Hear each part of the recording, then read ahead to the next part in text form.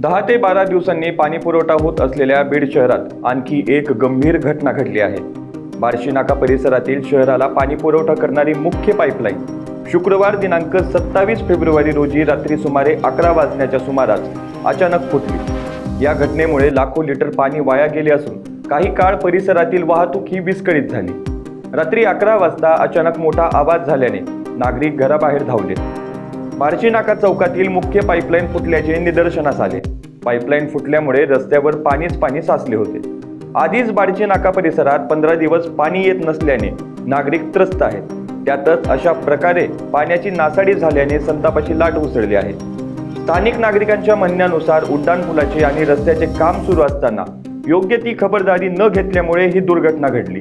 काही दिवसांपूर्वीही याच भागात पाईपलाईन फुटल्याची घटना घडली होती। दुरुस्तीचे काम पूर्ण होत नाही तोच पुन्हा पाईपलाईन फुटल्याने प्रशासनाच्या कार्यक्षमतेवर प्रश्नचिन्ह निर्माण झाला आहे।